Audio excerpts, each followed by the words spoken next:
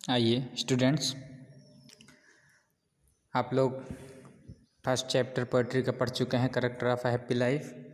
Next chapter है poetry में, next poem है the true beauty, composed by Thomas Cairo.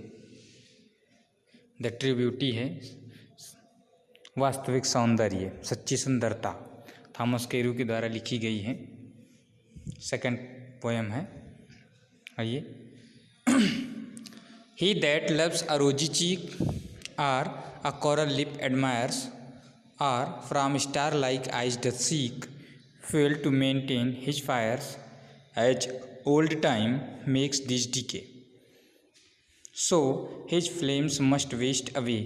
He that loves, वह जो प्रेम करता है, a rosy cheek, गुलाबी गालों से, और a coral lip admires, या फिर कोरल लिप एडमायर्स, मूंगे जैसे लाल होठों के का प्रशंसक होता है, की प्रशंसा करता है, और from star like eyes doth seek, या फिर सितारे जैसी चमकदार सुंदर आँखों की खोज करता है, fuel to maintain his fires, और अपने प्रेम की ज्वाला को इन उपर्युक्त शारीरिक सुंदरता के साधनों से बनाए रखना चाहता है।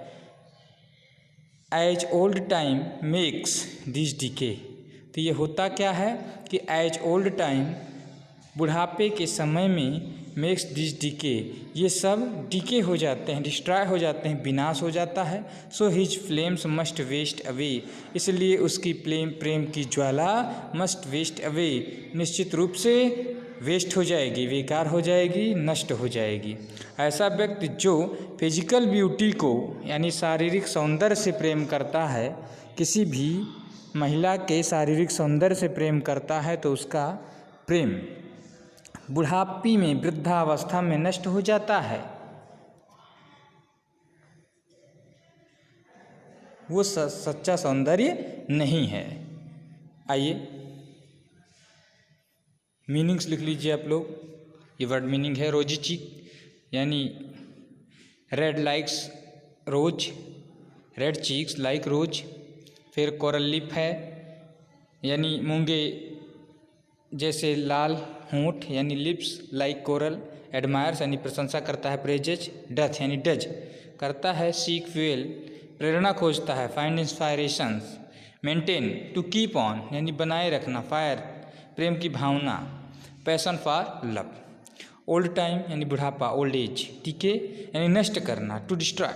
फ्लेम्स प्रेम की इच्छा यानी desire of love, desire for love. Waste away समाप्त हो जाते हैं, कम्स टू एन एंड। तो ये मीनिंग हो गया आप लोगों का। आइए रेफरेंस लिखिए। These lines have been taken from the poem the true beauty composed by Thomas Carew. ये रेफरेंस है। Context: in these lines the poet describes the meaning of tribute. in these lines, इन पंक्तियों में द पोएट डिस्क्राइब्स का भी describe करता है, वर्णन करता है, द मीनिंग ऑफ ट्रिब्यूटी, सच्चे सौंदर्य के अर्थ का वर्णन करता है कि वास्तव में सच्चा सौंदर्य है क्या। He says that eye charms are not true beauty. He says that the charms are not true beauty. आकर्षण जो होता है वो सच्चा सौंदर्य नहीं होता है। Because they decay with the passing of time, क्योंकि वे समय के साथ व्यतीत होने के साथ साथ नष्ट हो जाते हैं। But the spiritual beauty is the true beauty, लेकिन जो आत्मीय आत्म सौंदर्य होता है, इज द ट्रू ब्यूटी, वही वास्तविक सौंदर्य है। बिकॉज इट नेवर डाइज, क्योंकि यह कभी समाप्त नहीं होता है। कहने का मतलब यह है कि पोएट कहता है कि spiritual beauty is true beauty and physical beauty is not true beauty. आत्मा की सुंदरता सच्ची सुंदरता है और शारीरिक सौंदर्य सच्चा सौंदर्य नहीं है। आइए एक्सप्लेनेशन है। In this stanza the poet says that red cheeks like rose, red lips like coral, and the bright shining eyes like star make a woman beautiful. In this stanza the poet says, in इस stanza में कवि कहता है कि red cheeks like rose, गुलाब जैसे लाल गाल, red lips like coral, मूंगे के जैसे लाल होंठ, and the bright shining eyes, और चमकदार आँखें, लाइक स्टार, सितारों जैसी। मेक अ वुमन ब्यूटीफुल, एक महिला को सुंदर बनाते हैं।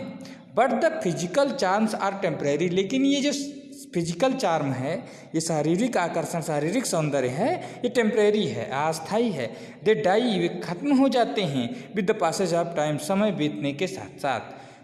These physical attraction supply fuel to fires of love, these physical attraction, ये शारीरिक आकर्षण, supply fuel to the fire of love, ये सप्लाई करते हैं फ्यूल, ईंधन का, to the fires of love, प्रेम की ज्वाला को। But in the old age, लेकिन बुढ़ापे की अवस्था में, वृद्धावस्था में, दीज अट्रैक्शन डाई, ये आकर्षण समाप्त हो जाते हैं। And the fire of love also dies, और प्रेम की ज्वाला भी बुझ जाती है, यानी समाप्त हो जाती है।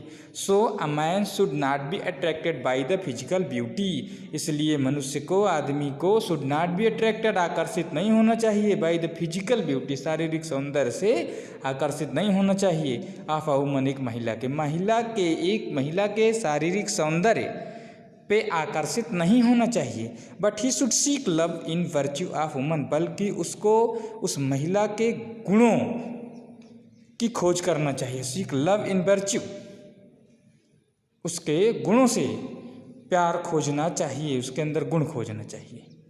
नोट कर लीजिए आप लोग। नेक्स्ट स्टेंजा कल पढ़ेंगे।